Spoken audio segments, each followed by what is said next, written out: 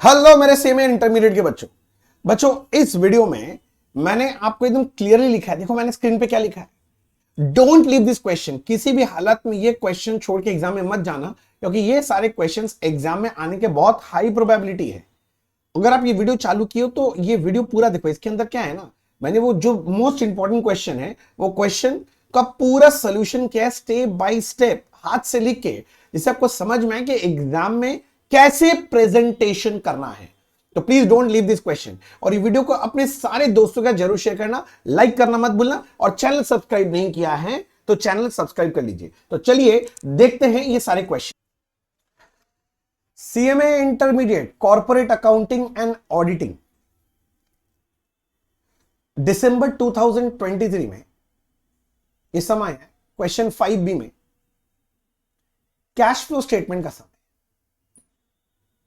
और इसमें 7 नंबर का सम दिया। निकालने क्या बोला जरा देखो, हंस मत देना।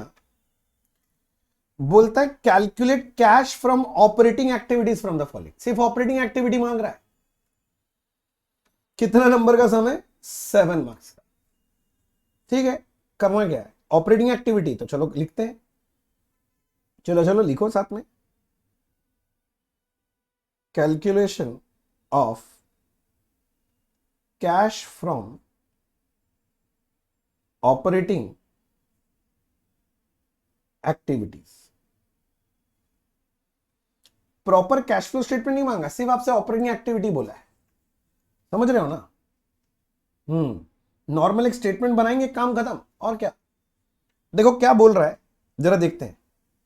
बोलता है नेट प्रॉफिट बिफोर टैक्स 680 दिया है।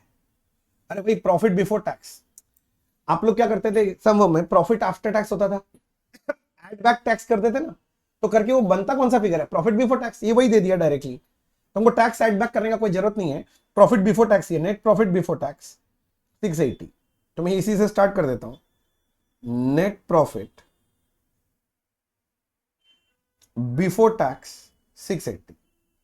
आप लोगों को तो पूरा लॉजिकली मैंने क्लास में सॉल्व कराया, एक एक सम, कितना लॉजिक लगा के। याद है 15-16 घंटा इन्वेस्ट किए थे, कितना डिटेल में बात किए थे। एनीवेज आगे देखो, items considered in determining the above net profit. बोलते ये सारा आइटम नेट प्रॉफिट निकालने में हमने कंसीडर कर रखा है, मतलब नेट प्रॉफिट में इसका एडजस्टमेंट डाल रखा है। मतलब इस ये सब हमको एडजस्ट करके दिखाना पड़ेगा। अरे वो हम लोग नहीं लिखते थे adjustment for non cash and non operating? हाँ, ये वही वाला है। अगर किसी को लिखना है तो थोड़ा स्टाइल से लिख सकते हैं, एडजस्टमेंट फॉर, वही non cash and non operating करेंगे अपने लोग। पहले दिया है interest on long term borrowings. बोला वो नेट प्रॉफिट में इसका इफेक्ट है, तो हमको तो इफेक्ट हटाना पड़ेगा ना। आपको लॉजिक याद है ना? इंटरेस्ट फाइनेंसिंग एक्टिविटी है, पर इसमें घुसा हुआ है, इसको हटाना पड़ेगा, ऐड बैक करना पड़ेगा। Add interest on long term borrowings 80,000। अरे इंटरेस्ट फाइनेंसिंग एक्टिविटी है, इसमें घुसा हुआ इफेक्ट निकालो, माइनस ऐड बैक करो। पहले माइनस क्या होगा नेट प्रॉफिट निकालने के लिए? ऐड बैक करो। अच्छा, depreciation and amortisation 170, net profit में इफेक्ट डाला हुआ है, हटाओ यार। Add back depreciation and amortisation. Reason याद है, नॉन कैश आइटम है, नॉन कैश। पहला वाला नॉन ऑपरेटिंग था, दूसरा वाला नॉन कैश है। Transfer to reserve 1 lakh. देख, ट्रांसफर टू रिजर्व का कुछ करना तो नहीं चाहिए नॉर्मली, क्योंकि जब नेट प्रॉफिट दिया हुआ है तो रिजर्व उसके अंदर ऐड बैक किया हुआ ही होगा। किंतु ये बदतमीज बनाया जो भी सम बनाया है, ऐसा नहीं बोलना चाहिए। समझो क्या क्या जबरदस्ती का बदमाशी है। Items considered in determining above net profit, ये जो नेट प्रॉफिट है इसमें आइटम कंसीडर करके रखा है, मतलब ये लोग ऑलरेडी रिजर्व माइनस कर दिया, जबरदस्ती का माइनस कर दिया, होता ही नहीं है। तो मेरे पास कोई चारा नहीं है, मेरे को ऐड बैक करके दिखाना पड़ेगा। नॉर्मली तो होना नहीं चाहिए, पर ये लोग बोल दिया कि नेट प्रॉफिट में इसका एडजस्टमेंट किया हुआ है, तो हमको इसको हटाना पड़ेगा यहां से, तो ऐड बैक करना पड़ेगा, ट्रांसफर टू रिजर्व। ये लोग बोलना चाह रहे हैं हम लोग नेट प्रॉफिट से माइनस कर दिए, तो हम ऐड बैक कर दिए, ट्रांसफर टू रिजर्व। नॉर्मली हम नहीं करते, किंतु बोल रहा है इनसे गड़बड़ हुआ है तो मैं कर दिया ठीक, मेरे को क्या दिक्कत है। Gain on sale of machinery 60,000, क्या करेंगे, minus gain on sale of machinery, gain on sale of machinery 60,000, gain on sale of machine 60। अरे भाई साहब ये तो आपका इन्वेस्टिंग एक्टिविटी का आइटम है ना, प्रॉफिट में असर घुसा हुआ है, निकाल दो वहां से। तो non cash and non operating हटा दिया। अब क्या बचा, balance of current asset and current liability. अरे वो चेंजेस इन वर्किंग कैपिटल लेते हैं, अब वो करना पड़ेगा। Adjustment for changes in working capital.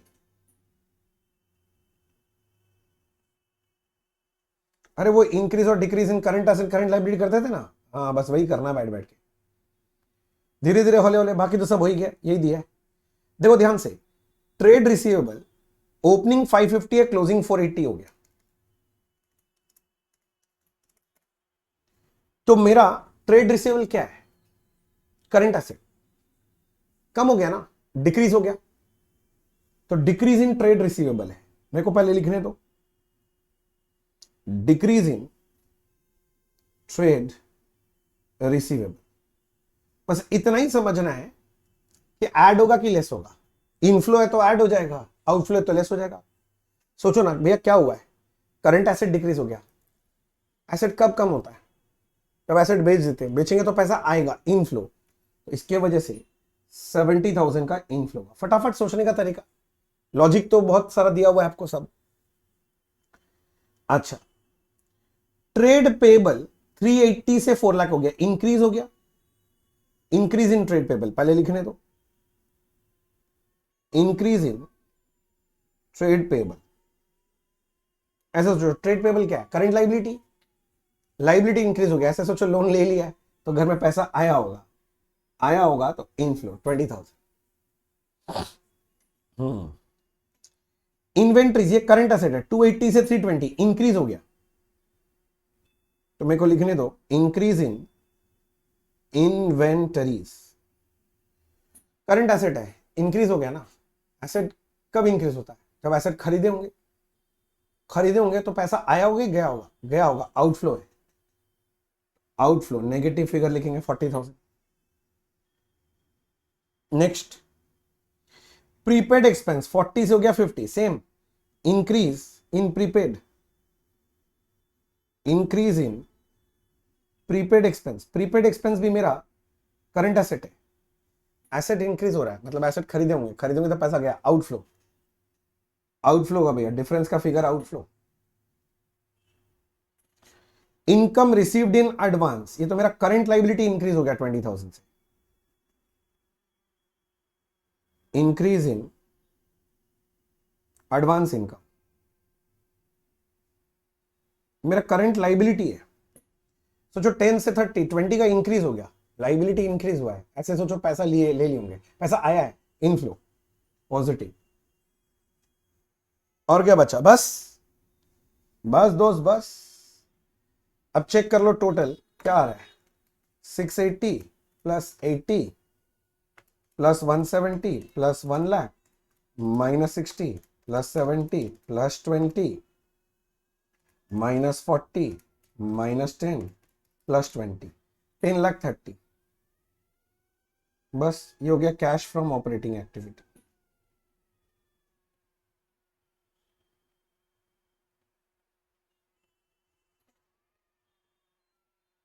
Seven marks का था मुन्ना, ये भी सॉल्व हो गया। क्या दिक्कत है बताओ, इतना सुंदर से पढ़ाया हुआ चीज है, ये तो हम लोग के लिए बाएं हाथ का खेला है। 8 साढ़े 8 मिनट लगेगा एग्जाम को सॉल्व करने में, बस खत्म,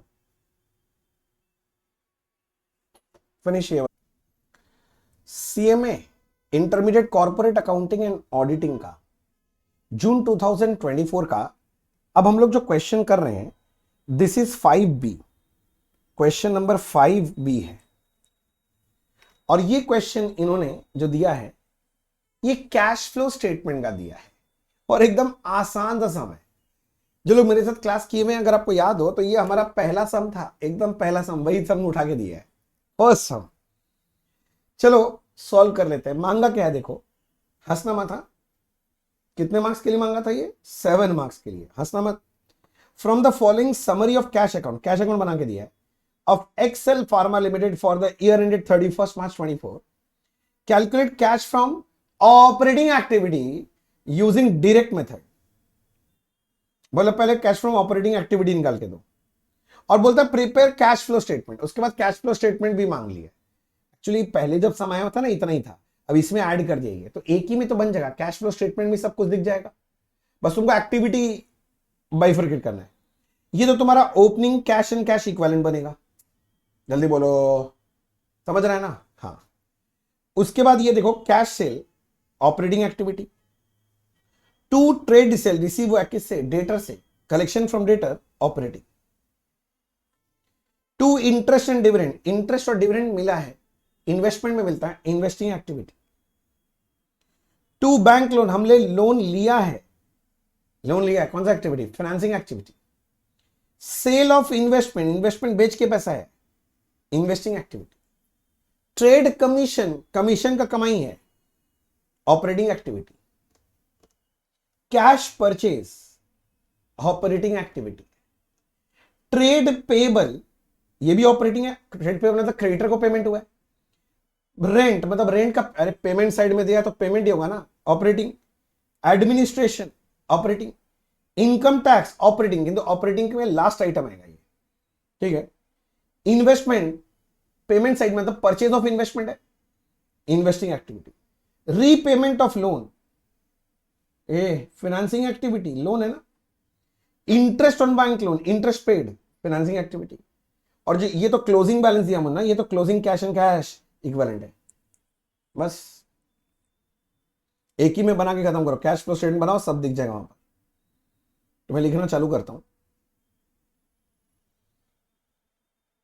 cash flow statement of, company का नाम है एक्सेल फार्मा लिमिटेड,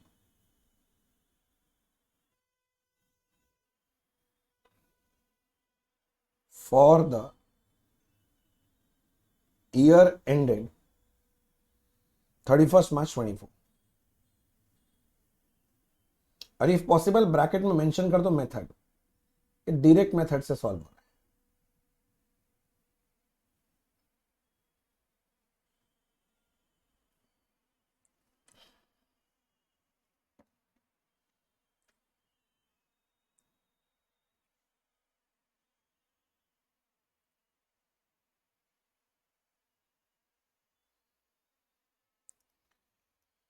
देखो मेरा तरीका तो आसान है, मैं पहले सारा हेडिंग बैठाता हूं, cash from operating activities, underline करो।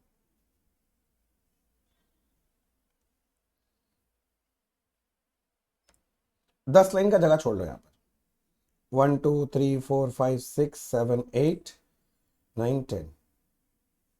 उसके बाद लिखो cash from investing activities. 5 line का जगह काफी होगा, 1 2 3 4 5। और तो है कैश फ्रॉम फाइनेंसिंग एक्टिविटीज। देखा फाइनेंसिंग, इसमें भी 5 लाइन का जगह छोड़ लो, 1 2 3 4 5, टोटल करके 12 जगह। फिर इसका टोटल करेंगे, टोटल करके जो आता है फिगर, इसको बोलते हैं नेट इंक्रीज और decrease in cash and cash equivalent. लिखा लिखा, नेट इंक्रीज और decrease in cash and cash equivalent. इसमें ऐड कर दीजिए opening cash and cash equivalent add होके जो आएगा बस वही फाइनल आंसर है. This is your closing cash and cash equivalent. अरे जैसे जैसे आइटम आता जाएगा बस बैठाते जाओ, रीड करते करते. पता नहीं इतना माथा फोड़ी बच्चा लोग क्यों ही करता है. मेजर जो फोकस है ना इस सब्जेक्ट का, कॉर्पोरेट का, प्रेजेंटेशन के ऊपर ज्यादा फोकस है. अकाउंट्स तो क्या आपको कम आता है, अकाउंट्स आपको बहुत आता है. प्रेजेंटेशन फोकस है, समझना पड़ेगा. चलो आगे बढ़ा जाए, एक एक करके पढ़ते हैं. सबसे पहले मिला ओपनिंग कैश बैलेंस. ये opening cash and cash equivalent बनेगा 250. Opening cash and cash equivalent मिल गया 250. जैसे ऐसे मिलते जाए बैठाते जाओ, ज्ञान मतलब. Next cash sales 3 lakh. Operating में जाके लिख दो कैश सेल्स इनफ्लो है positive 3 lakh, inner column. Cash sales 3 lakh inner column. Next है ट्रेड रिसीवेबल 320. मतलब कलेक्शन हुआ होगा ना इनसे, तो लिखो कलेक्शन फ्रॉम ट्रेड रिसीवेबल. बात कर ली है तो ऑपरेटिंग है, तो क्या मुंह से बार बार बोले ऑपरेटिंग है? हाँ है operating. Next interest and dividend received है 4000. Investing activity. Interest and dividend received, ये फिगर में भूल गया, 4000. ठीक है, इनर कॉलम में लिखेंगे, इनर कॉलम 4000 हो गया. नेक्स्ट बैंक लोन 3 लाख है, लोन लिए हैं बैंक से 3 लाख का, financing activity. Bank loan taken, cash inflow है positive figure 3 lakh. 3 lakh. Sale of investment 160 है. इन्वेस्टिंग एक्टिविटी में जाइए और लिखिए sale of investment 1,60,000. 1,60,000. Next trade commission 80,000. यहां लिख दो ट्रेड कमीशन रिसीव्ड हुआ है ना, inflow inflow. Trade commission received 80,000 inflow. Debit side में तो सारा रिसीव साइड है, सब तो इनफ्लो आता है कैश बुक के, कैश अकाउंट के. कैश परचेज 260 ऑपरेटिंग है. कैश परचेज, तो इसकी वजह से पेमेंट हुआ 260. नेगेटिव फिगर, अब पेमेंट है, negative negative payment. Next trade payable 288 है, तो पेमेंट टू ट्रेड पेबल 288. ट्रेड पेबल का पेमेंट ऑपरेटिंग एक्टिविटी, ऑपरेटिंग में लिखा मैंने. Rent paid 1 lakh. Rent paid हुआ है 1 लाख. रेंट पेड 1 लाख हो गया. फिर एडमिनिस्ट्रेटिव एक्सपेंसेस पेड है 50,000.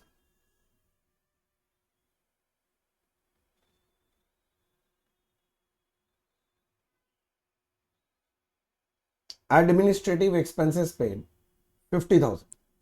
ऑपरेटिंग एक्टिविटी है अभी, समझ रहे हैं ना. Next income tax 60,000. Income tax paid हुआ 60,000. बहुत बढ़िया.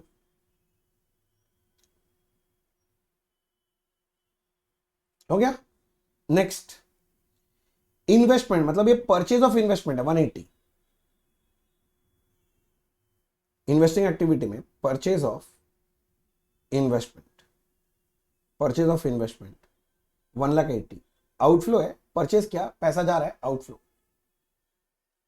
Next, repayment of loan 2 lakh है, फाइनेंसिंग एक्टिविटी में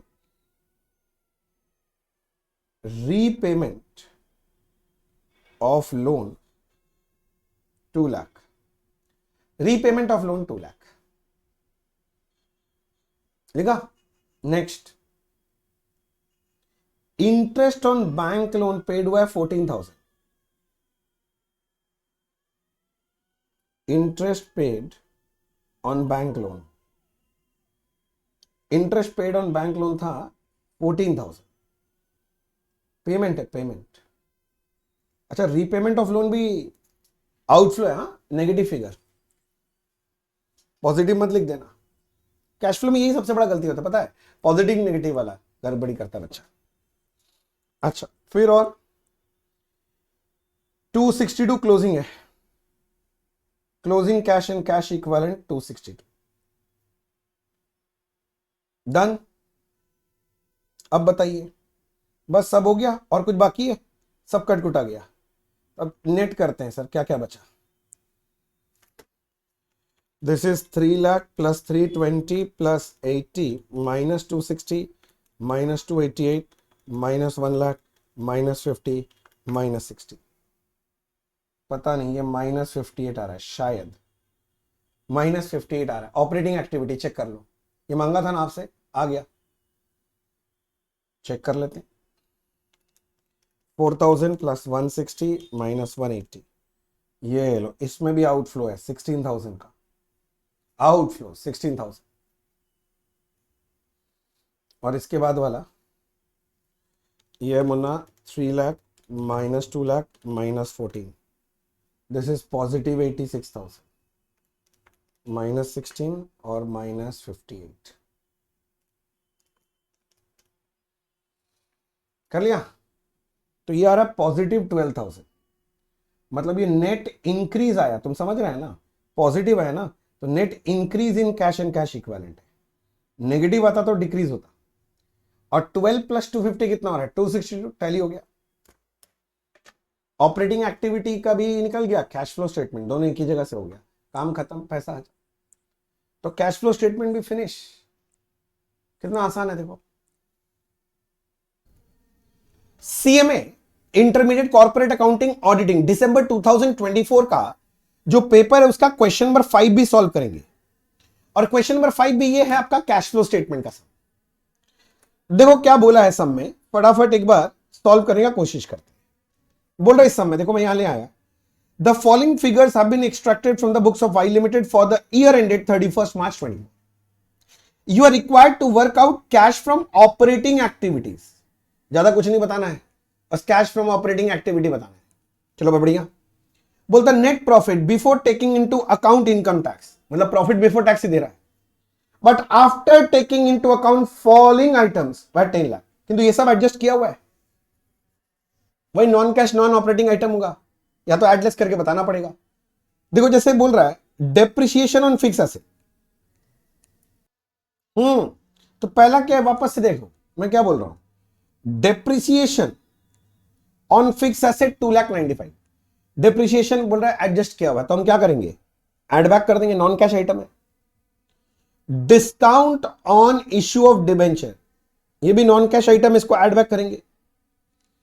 इंटरेस्ट ऑन डिबेंचर पेड, इसको भी क्या करते हैं, एड बैक करते हैं, ये नॉन ऑपरेटिंग आइटम है ना, interest on debenture financing activity का आइटम है। अच्छा, बुक वैल्यू ऑफ इन्वेस्टमेंट 150 है और सेल की 160 है, तो there is a profit on sale of investment, तो profit on sale of investment less करेंगे क्योंकि नॉन ऑपरेटिंग आइटम है। उसके बाद इंटरेस्ट रिसीव ऑन इन्वेस्टमेंट, इसको भी लेस कर देना, नॉन ऑपरेटिंग आइटम है। Income tax paid during the year, ये लेस होगा, एकदम लास्ट आइटम, लास्ट में एकदम लेस होता है, याद है ना। उसके बाद बोलता है नॉन कैश वर्किंग कैपिटल, हाँ वही वर्किंग कैपिटल, ओपनिंग दे दिया क्लोजिंग दे दिया। सुनो ना, अगर आपका ओपनिंग है 586 और क्लोजिंग दे दिया है 639, ठीक है ना, तो बढ़ रहा है ना 586 और आपका हो गया 639, तो आपका वर्किंग कैपिटल इंक्रीज कर रहा है 53,000। वर्किंग कैपिटल कैसे निकलता आपको पता है ना, current asset minus current liability करने से वर्किंग कैपिटल होता है। अगर वर्किंग कैपिटल इंक्रीज कर रहा है तो रीजन क्या होगा, अब करंट एसेट बढ़ रहा होगा, ऐसे सोच लो। अगर करंट एसेट बढ़ेगा, एसेट कब बढ़ता है, जब हम खरीदेंगे तो पैसा आएगा कि जाएगा, जाएगा तो लेस करेंगे, तो increase in working capital less करके दिखाएंगे। बस हो गया। तो चलो जल्दी सॉल्व कर लेते हैं। मेरे ख्याल से तो इस सम में कोई दम नहीं है, 7 नंबर के लिए सब सम दे रहा है, एकदम पार्टी वाला बात है। इस टाइप का सम एग्जाम में आता है, वाह भैया वाह, मजा आ रहा है। हाँ मजा तो आएगा ही आपको। चलो लिखते हैं, Y Limited cash flow statement नहीं बनाना है, कैश फ्रॉम ऑपरेटिंग एक्टिविटीज। आइए लिखते हैं, कैश फ्रॉम ऑपरेटिंग एक्टिविटीज। अच्छा नाम नहीं लिखा मैंने, नाम क्या था, Y Limited, of Y Limited for the year ended 31/3/24। मतलब ये सब सम 7 मार्क्स, मेरे ख्याल से 3 मार्क्स से ज्यादा का औकात का नहीं है तुम लोग जैसा इंटेलिजेंट बच्चा के लिए। 7 नंबर का, तुम लोग भी सोचता होगा कितना अंडर एस्टिमेट करता है तुम लोग को इंस्टीट्यूट। अच्छा, net profit before tax 10 lakh, profit before tax 10 lakh. अब उसके नीचे लिखा adjustment for non cash non operating, adjustment for वही non cash and non operating का एडजस्टमेंट दिखाना है। चलो पहला है depreciation on fix asset 295, add depreciation on fixed asset 2,95,000 लिखा। Discount on issue of debenture 15,000 plus discount on issue of debenture 15,000, interest on debenture paid 175, interest on debenture interest paid 175, साथ साथ लिख रहे हो ना। उसके बाद है ये profit on sale of investment 10,000, profit on sale of investment 10,000। अरे 150 का इन्वेस्टमेंट 160 में बेचा है तो 10,000 का प्रॉफिट होगा ना। Interest receive on investment 30,000, interest received on investment, interest received on investment 30,000।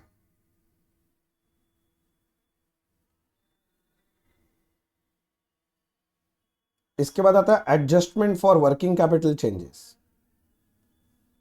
Adjustment for working capital changes, और अपना था इंक्रीज इन वर्किंग कैपिटल।